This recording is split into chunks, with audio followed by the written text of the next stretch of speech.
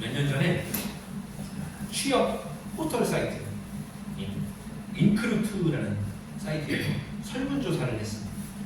어떤 설문조사냐면 만약 당신이 과거로 돌아갈 수 있다면 돌아가시겠습니까? 이거였습니다. 한 300명 정도 회원들의 대상으로 조사를 했는데요. 그 중에 79.4%가 그렇다라고 답을 했다는 거죠. 아니요, 돌아가지 않겠습니다는 13.2%밖에 안 된다. 잘 모르겠다는 7.5%. 10명 중에 거의 79%면은 뭐 8명이죠. 그래서 10명 중에 8명에 달할 사람들이, 많은 사람들이 과거로 돌아가고 싶어 했다. 근데 이 회원들이 대상이 누구냐면 젊은 사람들이. 왜? 취업 전문 사이트 아닙니까? 취업. 그러니까 취업이니까 젊은 사람들이 회원들이 그러면 이제 왜 당신은 돌아가려 하십니까? 세부 질문을 했더니 그 이유가 뭐냐면 진로 설정을 다시 하고 싶어서. 이게 제일 많아요. 4분의 1이 진로 설정을 다시 하고 싶어서. 또 시험을 다시 제대로 준비하고 싶어서 돌아가고 싶다고. 수능이든.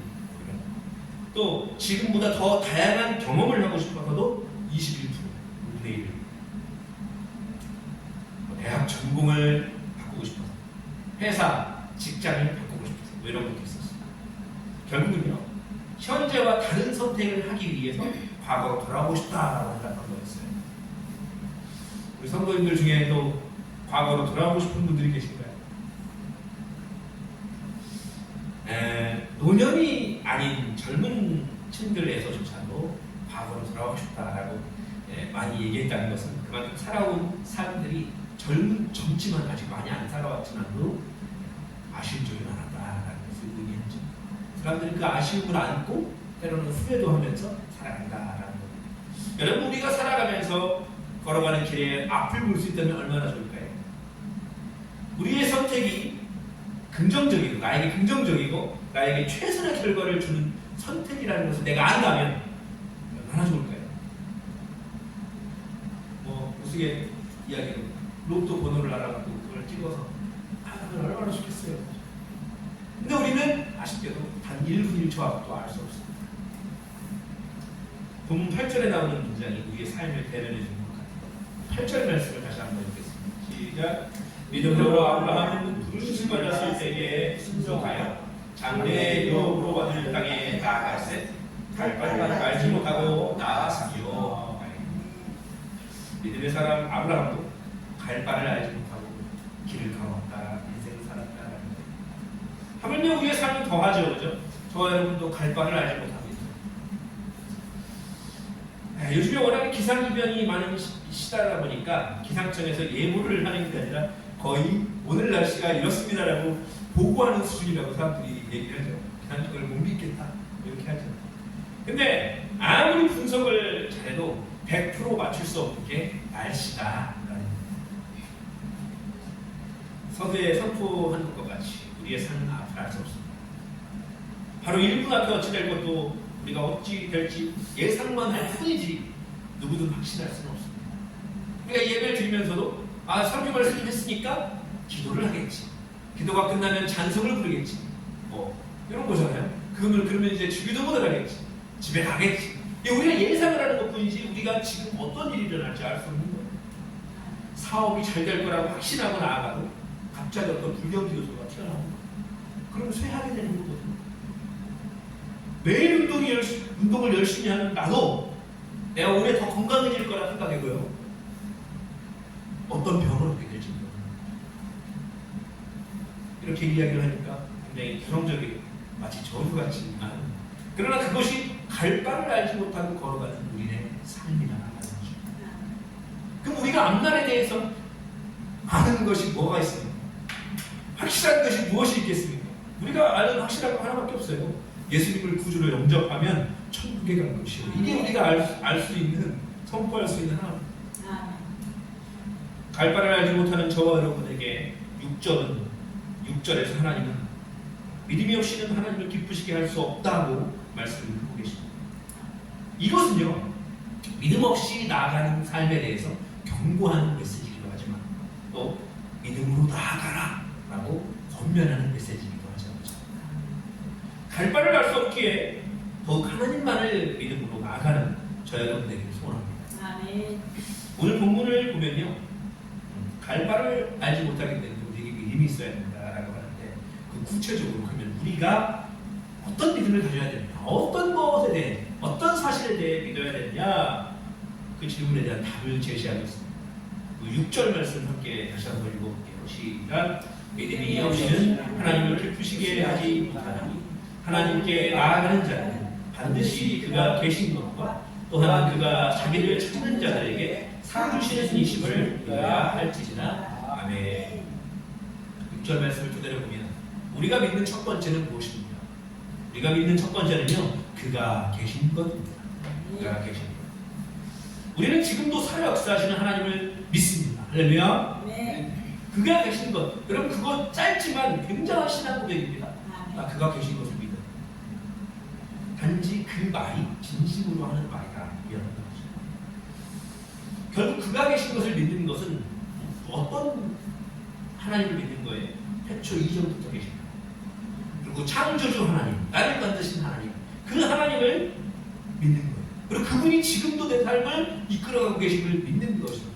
그게 그가 계신 것을 믿는 거예요. 나를 만드시고 지금도 살아계신 하나님이시면 당연히 그분은 우리가 무엇을 하고 있고 어떤 생각을 하는지 다 알고 계십니다. 우리의 생각으로 짓는 죄악들까지도 말하지 않아도 다 아시는 주님이신데 그 앞에서 우리가 무엇을 숨길 수 있겠습니까? 본문의 노아와 아브라함과 사라의 이야기가 나옵니다. 세 사람은 모두 하나님을 기쁘게 하는 삶을 살았던 사람이죠. 그래서 더욱 특별한 은혜를 얻었던 사람이긴 합니다. 노아는 누구입니까? 노아, 대홍수 후에 새로운 인류의 시작이기도 합니다. 그리고 아브라함은 누구입니까? 하나님의 백성 이스라엘의 시조이자 믿음의 조상입니다. 사라는요, 열국의 어미라는 이름을 부여받은 아브라함의 아내죠. 그러면 그들의 특별한 삶은 어디에서 기인합니까? 무엇 때문에 그들이 특별한 삶을 살게 되었어요? 바로 믿음이다. 오늘 성경에 말씀드렸습니다. 믿음 때문이다. 이렇게 생각하니까 마치 마스터키 같죠, 그죠? 믿음이다. 하나님 앞에서. 노아의 삶은 어떻습니까? 노아가 방주를 만들어서 그 집을, 그 가족을 대홍수로부터 구원했다고 성경은 말씀하죠. 엄밀히 말하면 그 방주 누가 만든 거예요? 결국 노아가 만든 겁니다. 일단 투닥투닥 하는 거예요. 하나님이 갑자기 내려오셔서 하지 않았습니다. 그러나 그는 그 인생의 주관자를 하나님으로 믿고 그 명령을 수행했습니다. 근데 그 방주를 만든 시간이 자그마치 얼마나 돼요? 100년 정도. 노아는 100여 년간 배를 만들었는데 노아가 처음부터 배 만드는 사람은 아니었죠. 그런데 100년 정도 배를 만들었다고 하면 기술자가 다 됐을 것입니다. 그런데 그것은 나중에 이야기입니다. 노아가 갑자기 마른 땅에 배를 만들라는 명령을 처음 들었을 때 그가 어떤 심정이었을까 생각해보면 굉장히 당황스럽지 않았을까요? 그럼에도 방주를 만들기 시작했다. 그 당황함 가운데서도, 낯선 가운데서도 방주를 만들기 시작했다는 것은 그의 순종이 어떤 조건을 생각하는 순종이 아니라는 사실을 드러내고 있습니다. 노아의 순종은 7절과 같이 믿음으로 기인했기 때문이죠. 7절 말씀도 함께 읽겠습니다. 시작. 믿음으로 노아는 아직 보이지 않는 일에 경고하심을 받아 경외함으로 방주를 준비하여 그 집을 구원하였으니 이로 말미암아 세상을 정죄하고 믿음을 따르는 의의 생숙자가 되었느니라. 아직 보이지 않는 일이다 하면 저 여러분도 같죠? 홍수를 당시 사람들이 생각을 했을까요? 상상이나 했을까요? 아니에요. 상상하지 못했으니까 그 땅에서 멸절을 한 것이죠. 우리의 삶은 이렇게 우리의 예상대로만 진행되지 않습니다. 우리의 삶은 하나님의 성년에 있음을 고백합니다. 근데 이 이야기는 그래 하나님이 이끄시니까 우리는 막 살아도 된다. 이 말을 하고 있으니까 아니에요. 하나님은 우리에게 명령하시고 우리는 그것을 순종하는 그 일련의 과정을 통해서 하나님이 우리의 삶을 이끄신다는 걸 보여줍니다. 만약 그냥 하나님이 책임져 주시는 게 아니라 우리에게도 순종을 요구하시고 우리가 그것을 순종할 때 그 삶이 하나님이 이끌어 가시는 삶이 된다. 아브라함도 마찬가지죠. 8절 말씀 함께 읽겠습니다. 시작. 믿음으로 아브라함은 부르심을 받았을 때에 순종하여 장래에 유업으로 받을 땅에 나아갈새 갈바를 알지 못하고 나아갔으며.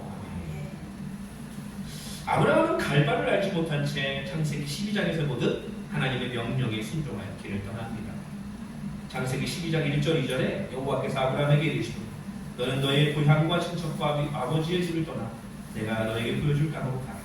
내가 너로 큰 민족을 이루고 내게 복을 주어 내 이름을 창대하게 하리. 너는 복이 될지라. 아브라함에게 고향을 떠난다는 것은 굉장히 낯선 일이었을 겁니다. 저희 가족도 한 10여 년 전이죠. 벌써 오래됐지만 장항이라는 곳을 떠나서 인천이라는 곳으로 옮겨왔었거든요. 근데 그 떠나는 것 굉장한 결단이 있었어야 됐었습니다. 그런데 이동했더니 하나님께서 지금까지 순조롭게 이끌어 가셨습니다. 여러분 9절과 10절을 보면 9절 10절을 읽어볼까요? 시작.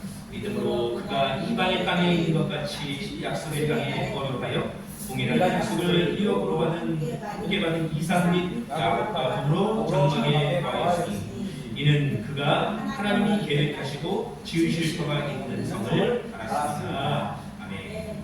약속의 땅이라는 것은요, 아브라함에게는 사실 이방의 땅이었습니다. 낯선 땅이었어요. 그렇지만 아브라함은 그 땅이 10절 말씀처럼 하나님께서 계획하신 땅이요, 터를 만드실 성이 있는 땅이 되기를 바랬다는 거예요. 그리고 그 마음은, 그 믿음은 아브라함의 후손 이삭과 야곱 똑같이 그 믿음으로 살아갑니다. 그 이방의 땅과 같은 곳에서. 그러면 여러분 보십시오. 원래는 이방의 땅이었어요. 갔을 때 낯설었을 겁니다.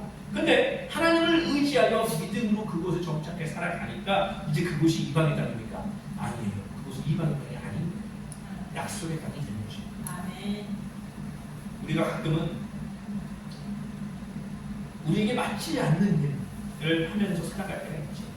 어떤 분은 떠밀려서 할 수도 있는 그 일을 할 수도 있는 것이고, 어떤 분은 진짜 하기 싫은데 돈 때문에 돈이 없어서 하는 사람도 있을 거예요. 또 어떤 분은 나는 몸으로 하는 일을 하고 싶은데 몸이 건강치 않아서 어쩔 수 없이 그냥 집에서 사무일 같이 하는 사람도 있을 수도 있는 거죠.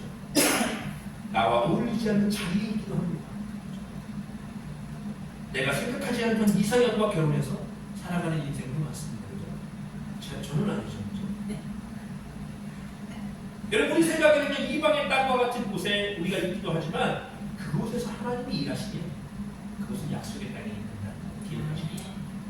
하나님께서 세우신 여러분의 지금의 자리, 믿음으로 나아갈 때 그곳이 약속의 땅이고 약속의 길이 되기를 소망합니다. 제가 벌써 20여 년 지난 일이지만 군대에서 제대했을 때, 할 때쯤에 작은 소원이 하나 있었습니다. 그게 소원이 뭐였냐면 제 고향 장항에서 사역하는 꿈이 제 소원이었습니다. 가족도 있고 그죠. 제대 후에 그 그리웠던 고향인 장항에서 사역하면서 내가 후지를 양성하고 청년들, 학생들, 어린이들 위해서 사역하는 그것이 꿈이었는데 급격하게 삶의 변화가 찾아오죠. 제가 지금 살고 있는 곳인 예산 제대 후에 일주일도 안 돼서 올라오게 됐습니다. 낯선 땅이었습니다. 진짜 예산이 양반의 땅이라고 듣긴 했지만 아는 사람 한 명도 없죠. 근데 굉장히 고달팠습니다. 또 그때는 또 어려웠기 때문에 그 그리움 때문에 집에 매일 가고 싶었어요. 그러면서 하나님께서는 저를 그 낯선 땅으로 옮기셔서 사역하게 하셨어요. 그리고 그 땅에서 지금 아내를 만나게 하셨습니다. 그 하나님의 섭리. 우리가 몇 년 전에 코로나 팬데믹 시기를 지났죠. 우리에게 굉장히 낯설고 당황스럽고 답답했던 시기였어요.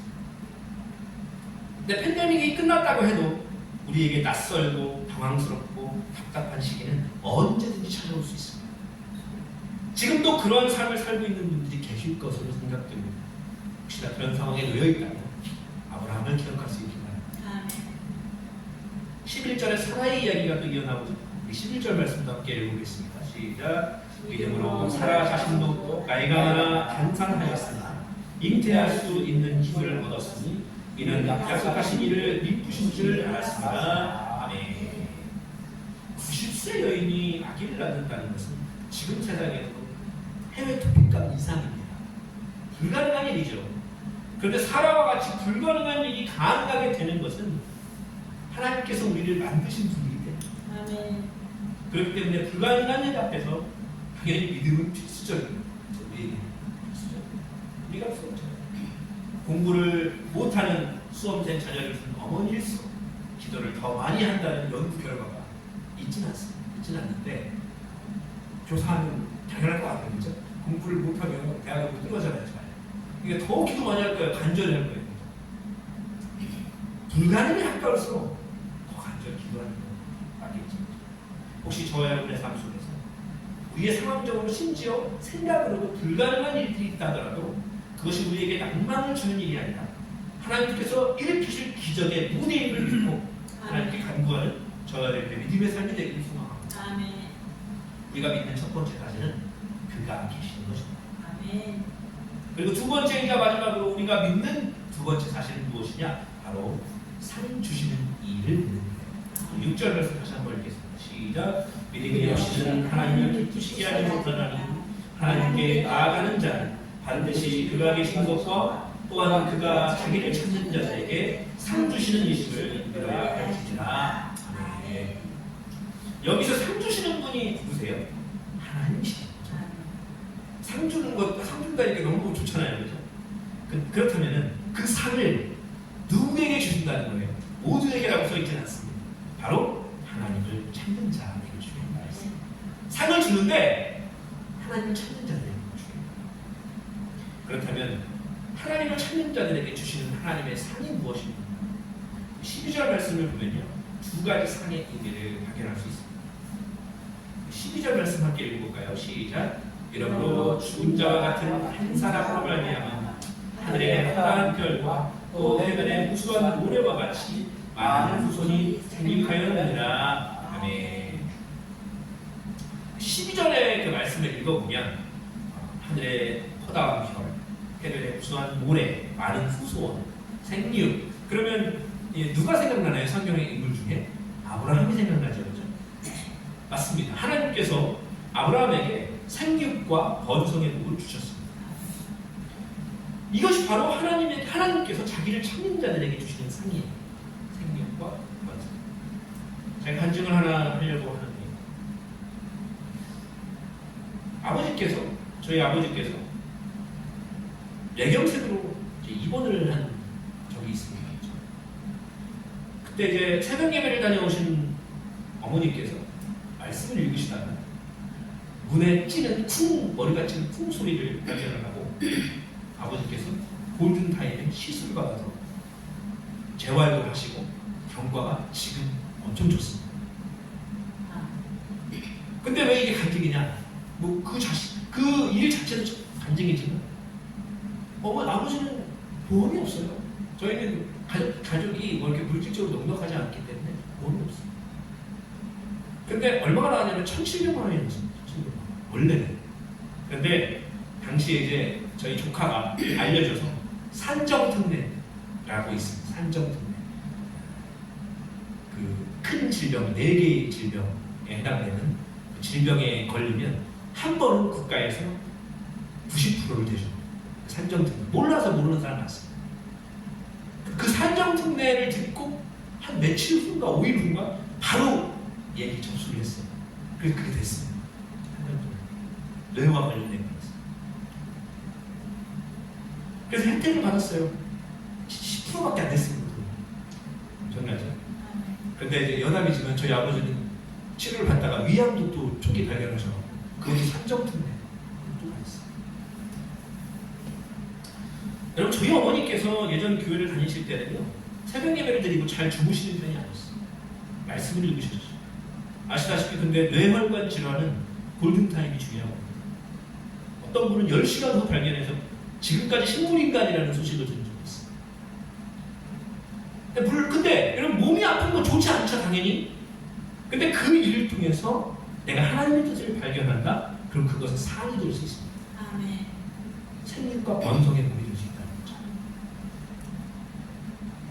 저희 아버지께서 그나마 빨리 발견되고 금세 나아지고 계시는 거는요, 물론 하나님의 은혜지만 어머니께서 새벽 예배를 드리고 늘 말씀을 가까이 하는 모습을 보신 하나님의 사랑으로 고백합니다. 아멘. 하나님께서 그것을 통해서 기적을 보여주십니다. 여러분 다시 한번 도전하기를, 여러분 그 어떤 상황에서도 하나님을 찾으시길 바랍니다. 아멘. 역적의 순간에 우리를 구원하사 생육의 복을 우리에게 허락하실 줄 믿습니다. 아멘. 이게 아브라함에게 주셨고요. 그리고 우리가 12절 말씀에서 아브라함뿐 아니라 한 분을 더 발견합니다. 그분이 누구냐면 바로 예수 그리스도입니다. 12절에 죽은 자와 같은 한 사람이라는 말이 나옵니다. 죽으면 죽었지 무슨 죽은 자와 같은 한 사람입니까? 예수 그리스도 어떤 분이십니까? 저와 여러분과 모든 인류를 위해 죽으셨어요. 분명히 죽으셨어요. 근데 죽음으로 끝나지 않는 그분은 다시 살아나셨어요. 할렐루야. 아멘. 부활하셨어요. 12절에 죽은 자와 같은 한 사람을 예수님으로 생각하면 우리에게 주시는 또 하나의 상은 무엇입니까? 바로 영생입니다. 아멘. 근데 이 영생이라는 것이 우리에게 가장 큰 상이에요. 우리가 이 땅에서 살아봐야 100년 상. 대부분은 7, 80년 끝나죠.